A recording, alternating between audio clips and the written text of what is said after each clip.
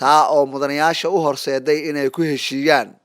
doorashada dhacday 12kii bishii December sanadkii 2019 ayaa waxa ka soo baxay aqlabiyadda kuwa muxaafidka oo helay 80 kuraasta baarlamaanka waxaana arintaasi ay noqotay mid aan la joojin karin oo awoodda baarlamaanka ay aqlabiyadeeda gacanta ku dhigeen waxaana ka soo ifbaxday in si rasmi ah loo gudbiyo sharciga Britain ay kaga baxday midowga reer Yurub 31kii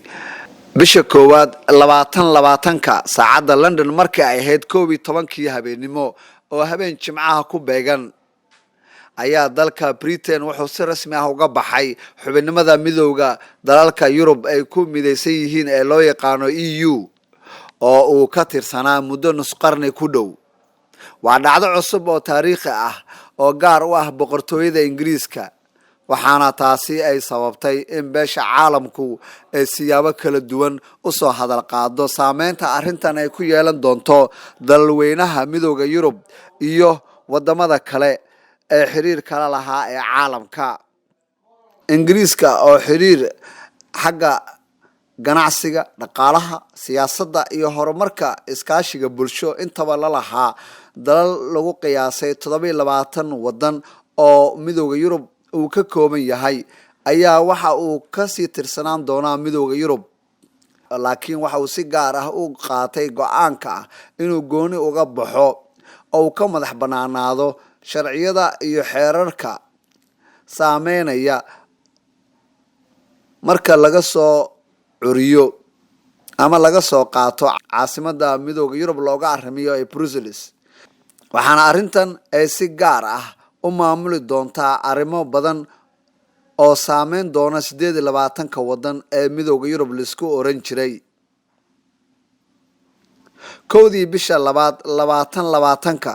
boqortooyada Ingiriiska waxa ay gashay jawi cusub iyo waqti aad u cusub oo waayo hor leh u iftiimin doona dhammaan muwaadiniinta ka soo jeeda dalka UK iyadoo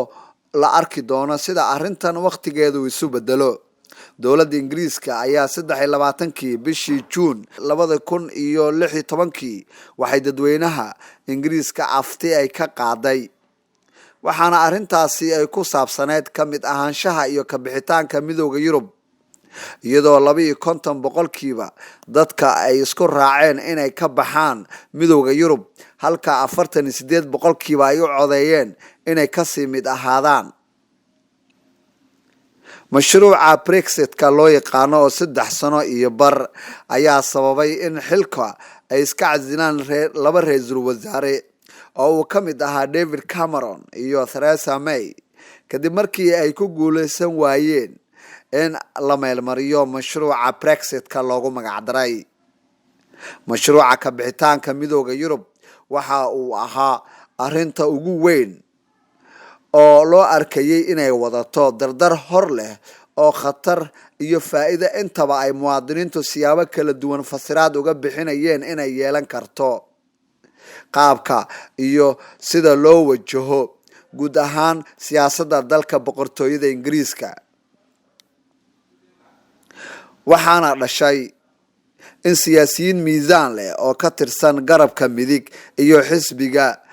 conservative-ka ama muxaafidka iyagoo la kaashanayay aftida dadweynaha laga qaaday natiijadii ka soo baxday ayaa waxa ay bilaabeen in ay dadweynaha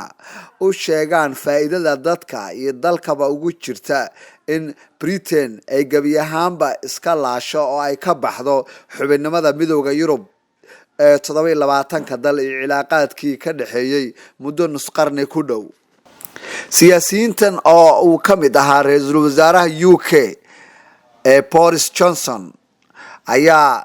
waxaa la sheegay in ka bixitaanka midowga Yurub bulshada ugu macneeyay inay la mid tahay dalka Ingiriiska oo xorriyadiisa dib u helay waxayna si joogto ah u ballan qaadaysaa buu yiri aayaha iyo mustaqbalka dalweynaha iyo dadka Ingiriiska aan dib mar dambe loogu talin doonin arrinta Brexit-ka ayaa soo jiitamaysay muddo 3 sano ka badan waxaana aqalka hoose ee baarlamaanka ee dalkaasi codad aqlabiyadda ay ku diideen ama ay kaga hor yimaadeen meelmarinta shuruudihii ingiriiska uu kaga baxayay xubinnimada midowda EU ama Yurub. mashruuca Brexit-ka ayaa weji kale la soo ifbaxay kadib doorashadii baarlamaanka bishii December sanadkii 2019 waxaana xisbiga Congress-ku uu guul taariikhi ah uu ka helay arrintaasi iyadoo lagu qiyaasay 80 mudane oo baarlamaanka dalkaasi ah ee xisbiga shaqaalaha inay codkoodii ay ku biiriyeen.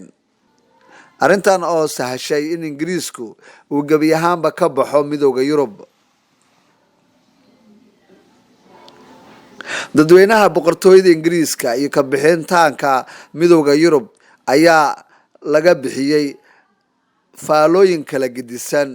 oo qaarkood iska hor imaanayay iyo kuwa ay ka muuqatay farxad iyo reynreyn oo markii horeba dadku ay ku kala qaybsanaayeen. dadweynaha ingiriiska ay arrintan qaarkood ku fasireen farxad iyo damaashaad xad dhaaf ah oo ay heli doonaan wixii ka dambeeyay 31 bishii January sanadka 2020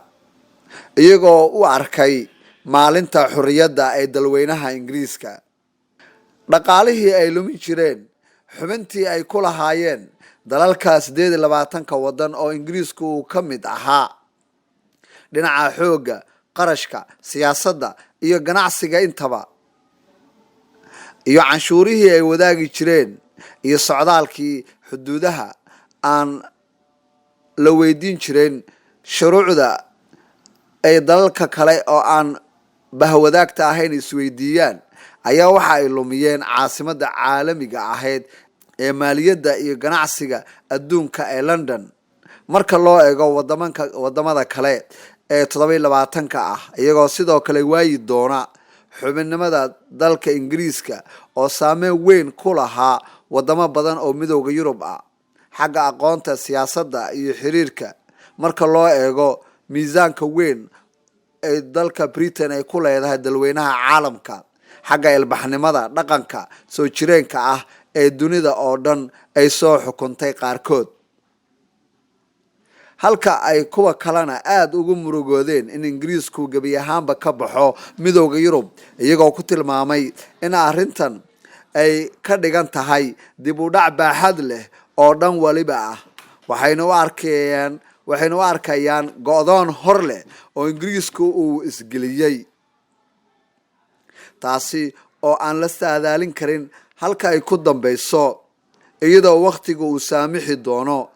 inta nool in ay aragto isbeddelka iyo horumarka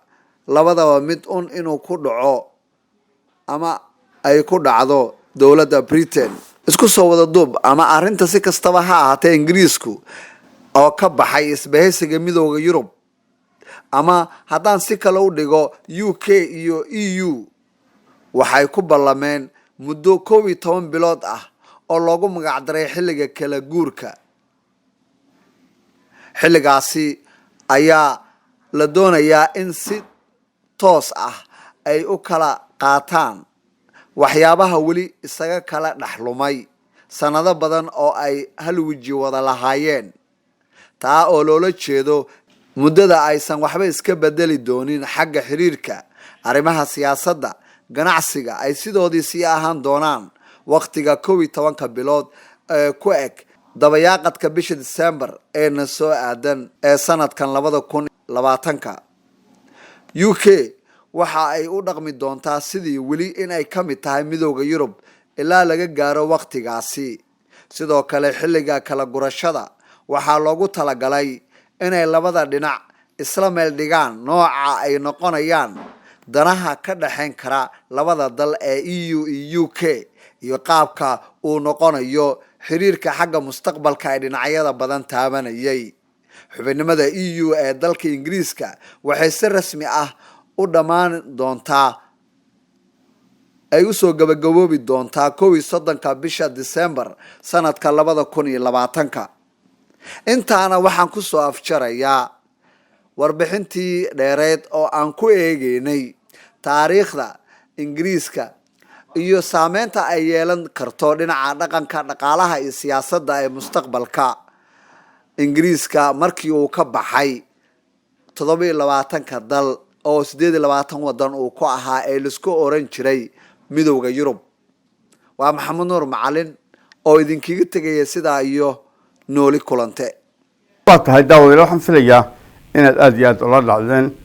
barnaamijka muddadii gaabneed ee aad daawanayseen oo inoo soo saaray Ustaad Maxamed Nuur Macalin alla idiin soo tabinayay. waxaan kaloo idinkaga mahadcelinayaa waqtiga gaaban aad daawanayseen barnaamijka waxaa gacan weyn naga siiyey kameramaanka Ustaad Saciid Suryaako